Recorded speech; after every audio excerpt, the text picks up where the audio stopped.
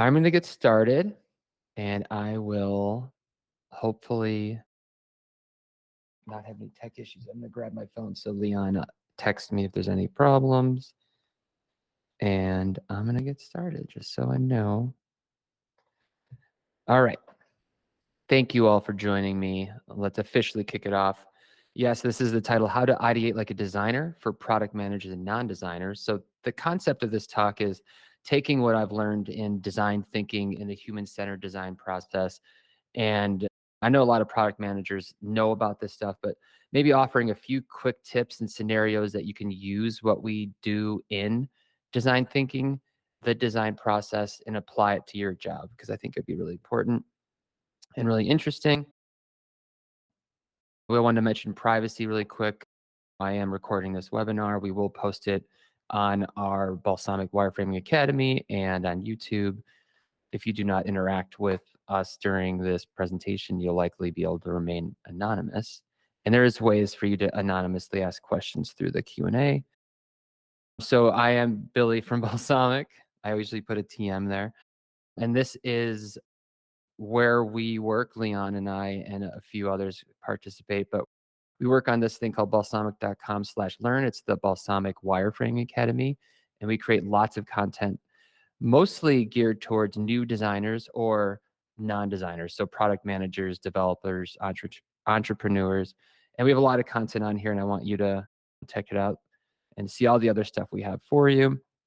I want to let you know we're also writing a book, so if you're here earlier, you maybe have heard us talking about it. We're in the process of writing it, so it is no longer going to be number 43 because we're still in editing. We may even change the title, and we're looking for someone to write the forward. So we're pretty far along on it, but it looks like it'll be around springtime when it'll be released. We put in a lot of work. We're really excited. It's shaping up really well. And so if you'd like to follow along with updates, we have a webpage you can get. We're sending monthly newsletters on the process, progress, and just lots of other stuff about the book. So it's pretty fun.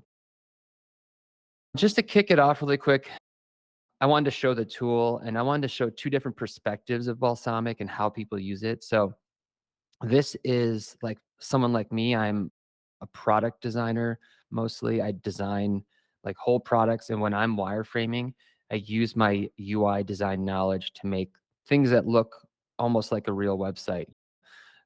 This is pretty detailed stuff. And what I wanted to talk about is how I really love how non-designers and product managers and entrepreneurs use it, where they're taking little pieces of an interaction of their product and they're adding notes and they're calling out like how this should work and how that should work. And it's all static, but it visually represents this particular feature or what needs to happen and how it needs to be interacted with in a really easy to understand way. And that's how I see the power of wireframing, product managers. And this is also could be used in ideation. And just here's another example. And what I like is this is actually internal wireframes that we're using at Balsamiq. And these are from our product managers or people who work as product managers. So I think that's awesome. There's two different ways. I think I just wanted to put in a GIF because I felt like it. But there's two different ways that you can use Balsamiq. And I think they're both awesome. And I say the word awesome a lot. So that just felt right. Okay, to kick it off, I wanted to read a quote from our book. And the reason why I wrote chapter 3 of our upcoming book, maybe, because again, we're still editing. So maybe it'll be moved to chapter 2 or something. But the purpose of this talk, the purpose of ideation is that a great design solution for a poorly defined problem is infinitely worse than an average solution applied to a well-defined problem. And I think when you focus on ideation, you can really define the problem. It's not always about tons and tons of ideas. It's also talking about, is this the right problem we should be solving for? And it's a lot of what we use in design thinking. We use the word reframing or framing the problem. So instead of thinking of like, oh, I have this one amazing idea, I want you to think of like, why don't we have 100 ideas and then make sure that we're going to land on this awesome one?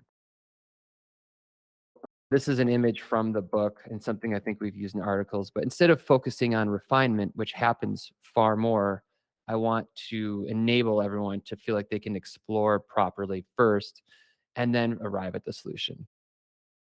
If you look at this would be like the great idea, but if you're too narrow focused on this path, you'll be spinning your wheels, refining one idea that doesn't work. Here, if you're exploring, you can eventually get there and then you can refine once you're there. What I also like about ideation is it really brings people together. It opens up communication lines. It lets you hear other people's perspectives. A lot of times, in my experience when working on products, the sales team would come in, or the business side is what we would call it because we were on the IT side, would say, here's the problem, here's the solution. And if you had some of these tools that I'm going to present today to, like, not necessarily push back, but ask great questions during these meetings, I think it'll really push the project forward in a great way and also build a lot of trust with that other side. And the reason why I think that's important is I really like this book called The Five Dysfunctions of a Team. And this quote has always stood out to me. If you can get all the people in an organization rowing in the same direction, you could dominate any industry in any market against any competition at any time. And I really believe that to be true because I feel like I've experienced it a few times working on products and on projects with people. Sometimes a team and a group really just clicks. And when you do, you just really move faster, you move quicker, and you have, like, just such a great experience and a great product. I always like to visualize these things because I'm a designer. So I made this quick, colorful diagram of dedication, teamwork, and communication equals unstoppable. I recreated it from something based off of the Five Dysfunctions book, but I should add a little source there. And then I wanted to show some images of collaborating. So I used Midsummer, Midjourney to make some because they're so fun to mess with. And I said, I want a team of people creating an iOS app and I want it to be colorful. And this is what it came up with. So I don't know. So you think about it, I'm talking about ideating. We have this whole new tool now to help you visualize ideas. And also creepy, this person looks like me without a nose. So I thought that was funny and I wanted to highlight that. The talk today, we're really going to focus on what we do after research. A lot of people, I've done this talk before, I've talked about these things. They're like, what about research? Research is really important. In this talk, we're going to just assume you did research and you talked to users to formulate a problem statement. And if not, you can push back on it. But let's start from a point where we feel like we know our users, we know our customers. And then we're going to focus on problem statement to creating all these ideas and getting you to that, like, starting the refinement phase. Okay, it's been 6 minutes or 7 minutes. I finally got to the meat of it. Tips for better ideation. The first one, and this is something I stole from my colleague. I'm a former adjunct teacher at Northwestern, and Pam Daniels, who was my co-teacher, would say, ask designerly questions. And I really like that phrasing. I'm sure she took it from somewhere else, or maybe not. But what that means is ask how might we questions. So how might we questions are really popular in design thinking. And I feel like I don't hear about them that much outside of design thinking, that specific sector. So I want that to be brought into this vernacular, this idea brought into product management and talking about this in the early stages. So the reason why we say how might we is um, this phrase here, it's possible, there's multiple solutions, and we do it together. So how might we, and then an answer or a question, right? But how might we always starts with a problem statement. So how I mean has to be derived from a person needing to do something because of some insight.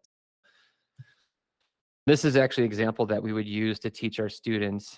I took this from Pam, so thank you, Pam, so much.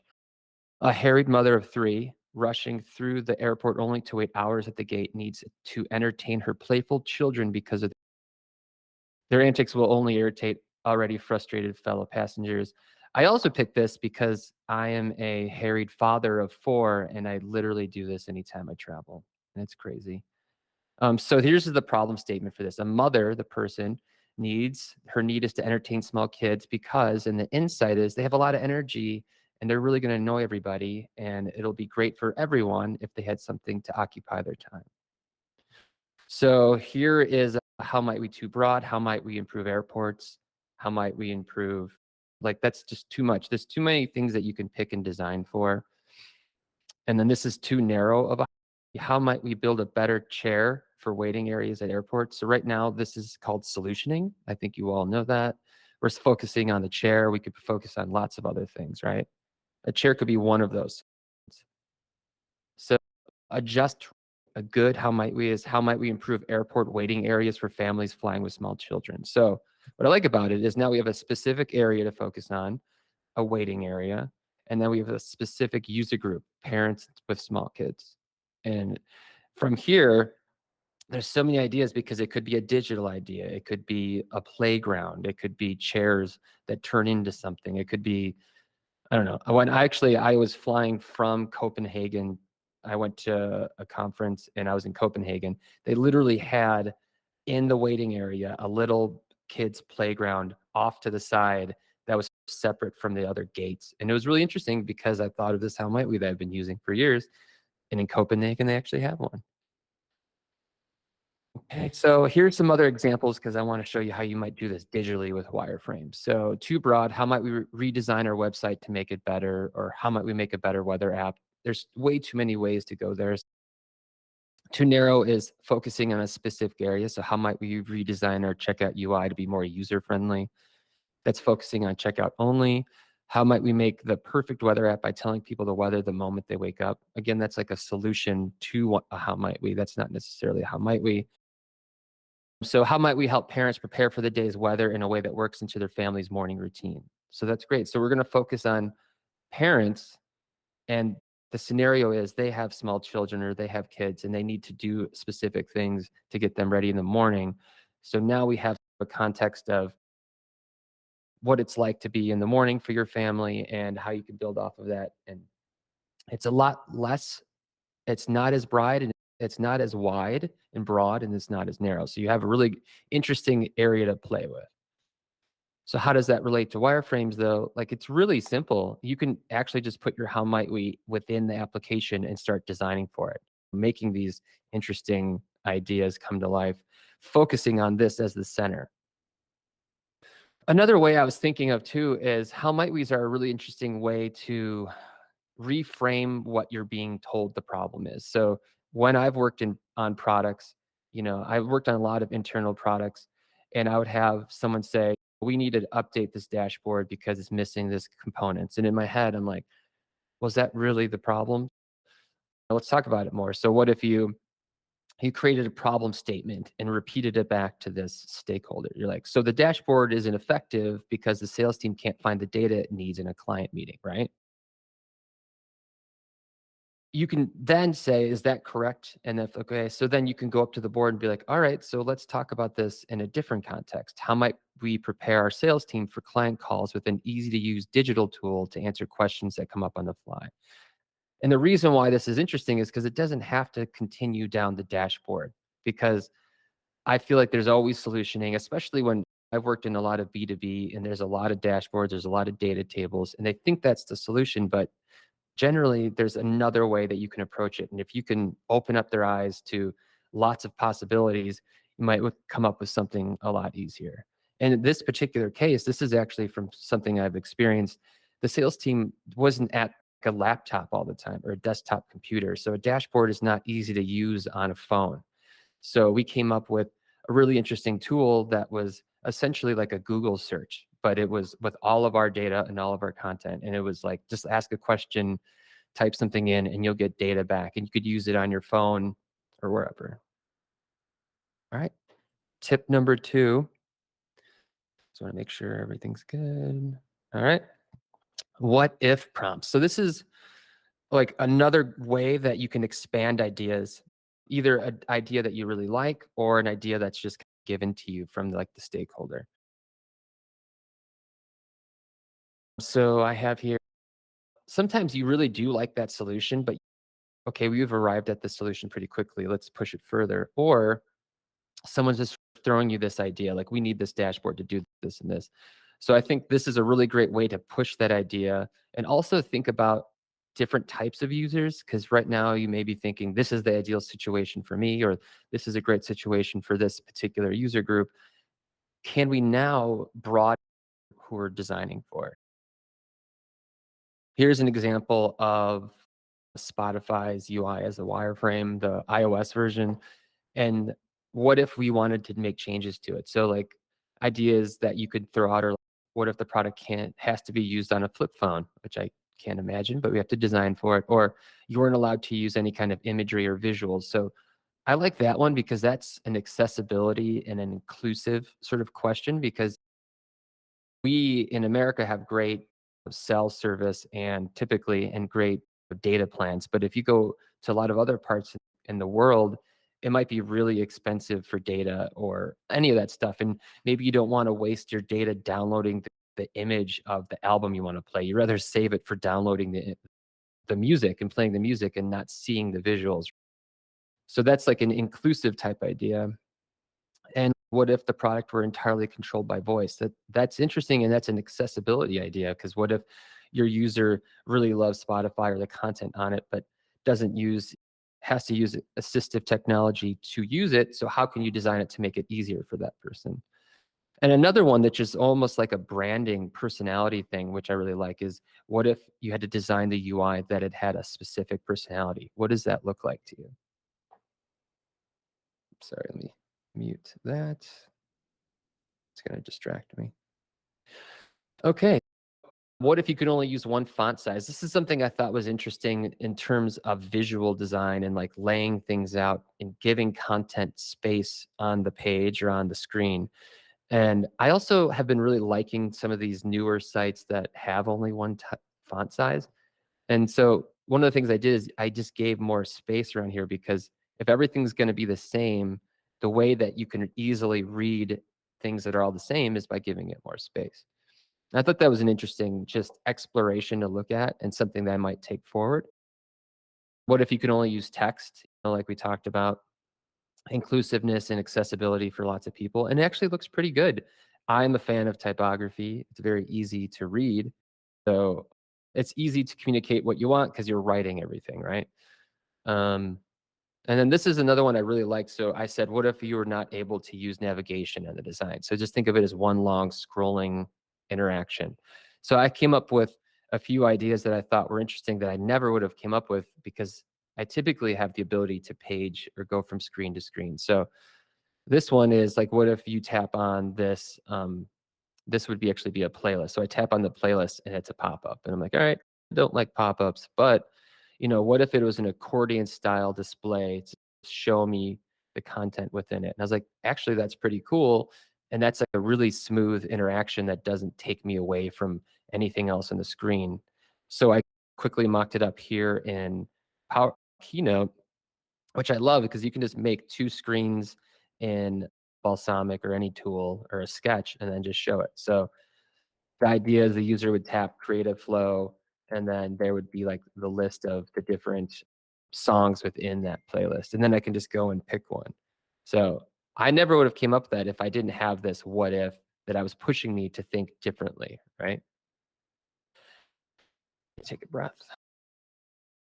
There is a few really good websites that offer like free prompts, and there's lots of different ways that you can develop prompts. The one that we mentioned in the book is sharpen.design, and it has a lot of different categories and options to really get you thinking. I was also thinking that there is now that the AI chat bots and stuff that you can literally ask for prompts from them. So there's so many ways to develop, so many ways that and things that you can use, like tools that are at your disposal now that you can easily come up with lots of different prompts and not have to be stuck. So this is one more. This is designer size, and I just love the UI because it's so different and just reminds me of old Flash websites. And it's called designer size, so it's actually really good. I think the prompts where it's like who's it for and for to help is really interesting, and there's lots of different thousands of different combinations. So it could really help you push what you're currently trying to solve. And what if also allows you to think of edge cases? So even pushing the accessibility or inclusion, but also like the usability of what you're trying to do. So thinking of this is actually something we mentioned in the book too. So I want to call that out. And I think most of this content is in there. But what if the table has 10,000 rows of data, or what if it only has 10 or 3? What if users are on the smallest device and the biggest device? What if the content has to be translated into very long languages. And what if the user has all their font size doubled for easier on the eyes vision, which I'm totally understanding now. So the example that I was thinking of for this sort of edge case is I'm a big proponent of trying out other layouts instead of defaulting to a data table for data heavy content.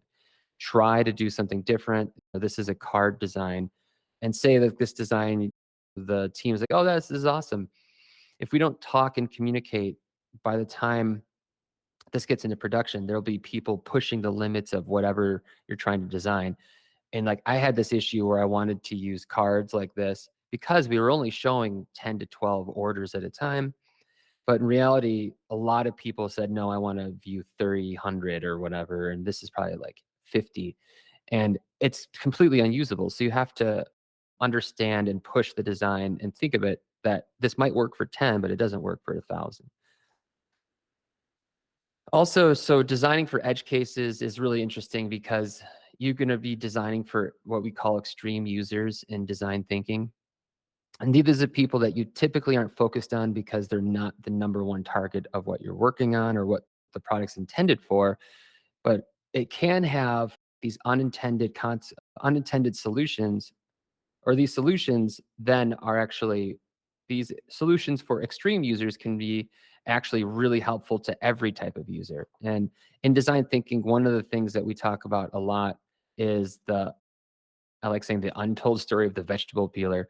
So there's this company called Oxo that was developed because a guy, you know, I guess it was 1990. Yeah, it was a while ago. So his wife had arthritis and she had a really hard time peeling vegetables with the traditional vegetable peeler. It would be very helpful if I showed you the traditional one. I forgot to add that.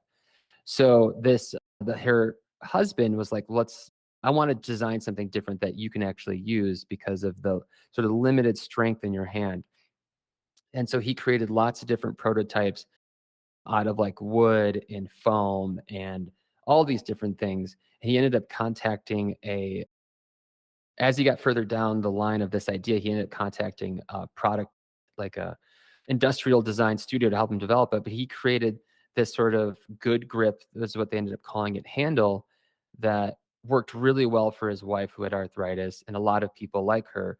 But then what happened was everyone really liked it too because it was a lot more comfortable for everyone. So it solved an extreme user's case, and then it ended up building this giant kitchen accessory company because of its accessibility and just starting with an extreme user and realizing that a lot of people had that same issue went a long way. And I want people to always think of that. Maybe you should be looking at your extreme users and seeing how you can help them. Okay. Tip number 3, which is super fun, but if you're ideating, sometimes you just have to throw away the rule book. And this is also something from our book that we talk about where why don't you take what you already have? So like in this design, there is balsamic screenshots. There's 5 of them, and then a wireframe with some notes, and combining it all together to make a collage explaining how you see the interaction happening. You can do this with any kind of idea. So you can do this from taking screenshots from something else, like this example. This is another internal example where we have an internal tool and we're talking about different ways that we can design for it.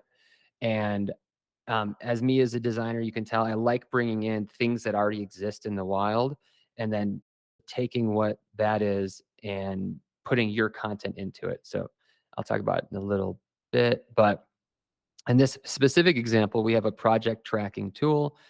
And what it does is it updates the company on what everyone's working on. So in my mind, I was like, so does Twitter does that too.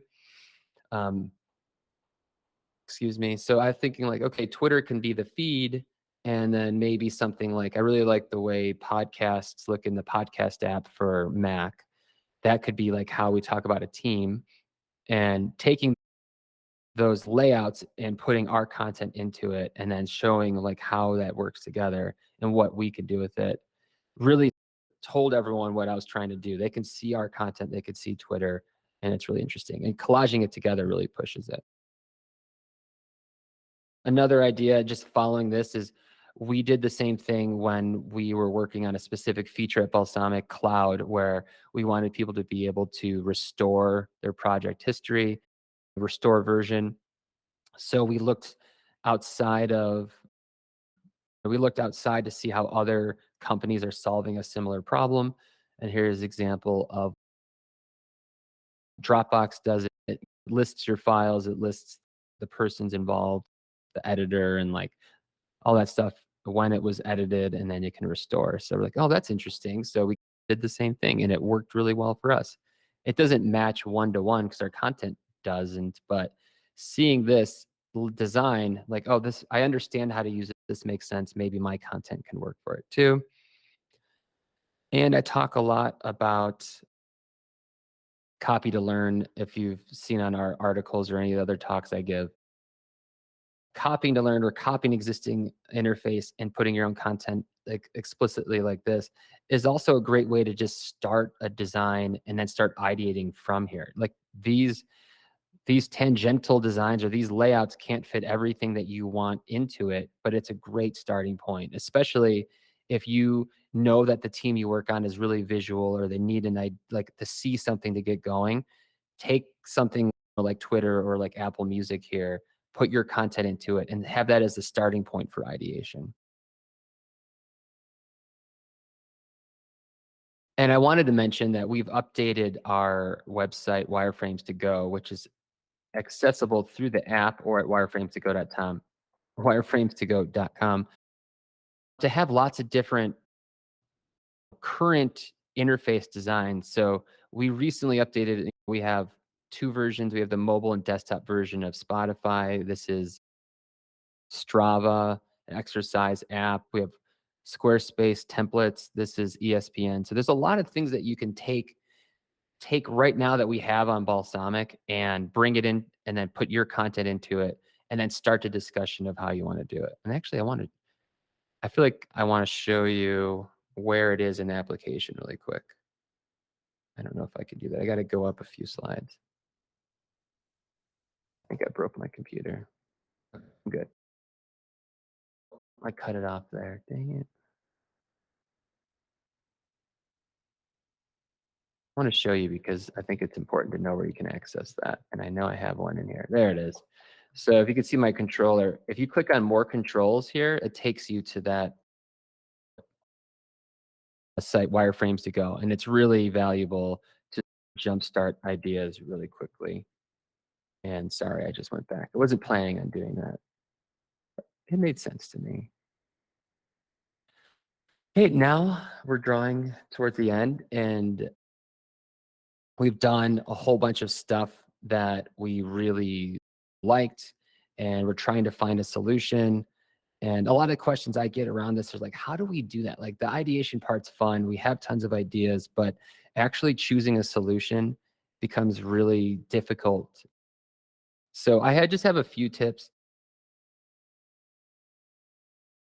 I guess my few tips that I'm trying to verbalize is it's like you need to know who's in the room. You need to know your audience. You need to know how to talk to them, how to interact with them. So think about that stuff before you start your ideation session. Or if ideation is asynchronous, think of ways that you can try to remove those biases. So something that I heard later in my career, which I never heard of, is called the HIPPO, the highest paid person's opinion. So typically, especially when you're working in these more corporate environments and you have stakeholders in the room and you're doing these facilitation and brainstorming ideas, their comments have a lot of weight and a lot of pressure on people. So there are ways to alleviate that, which we can talk about. And then the opposite with introverts, where they might want to write things down or do things asynchronously because they're not comfortable just saying something out loud. They might stop themselves. So two quick ideas that I've done that are really helpful. The first is just silently voting through an app like Slack. And then the second is dot voting with weighted votes. I will link to resources on dot voting, but it's a really simple process. What I like about Slack is a lot of us use Slack, so you can actually make a preview. You can make a poll within Slack and just send it to everybody. I actually just mock this up really quick. because I've done this a lot, and you can have the voting be anonymous because that makes everyone feel better, and you don't have to worry about hurting that person's feelings or going against what they were strong, whatever their opinion was. And this helps a lot, and it's easy, and you can use this as a way to start the conversation too. It doesn't have to be the be all end all. And dot voting is really fun. So you have these wireframes or sketches, whatever it's on the whiteboard, and you can just vote which one's your favorite. And I have noticed that if I am handing out, I've done this a few times and I wish that I did it differently, but I would hand out colored stickers, and the big shot stakeholder got the bright pink star or circles, and they have 3 votes. And then all of a sudden everyone starts voting those. You actually give everyone the same color, or you give them, what I like to do is, someone mentioned it as like the poker chips idea. So everyone gets 3 votes. They're the same color for each of those weighted votes. So like maybe your yellow sticker is worth 100 and blue is worth 50 and yellow, whatever, is worth 20 or something. And then everyone gets the same color and then they can weight it. And then you can also do voting where everyone kind of leaves and comes back and everyone votes anonymously that way. There's a lot of ways you can do it, but I will post more interesting information around that. But that is all I have actually around ideation for product managers. And now I'd like to open it up for questions. And I have to stop screen sharing. No, I'll keep the screen sharing open. I'm going to be able to unmute, give you the ability to unmute.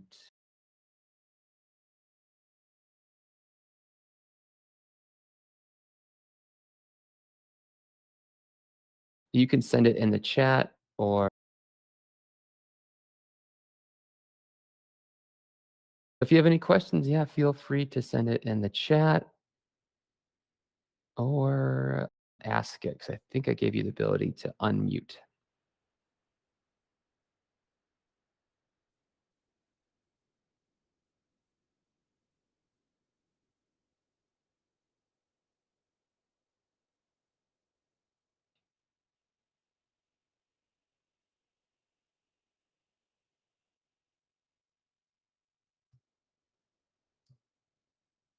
No questions? That's fine.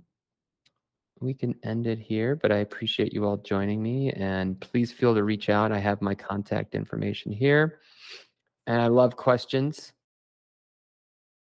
and comments. Please let me know what you think, and have a great holiday, and thank you.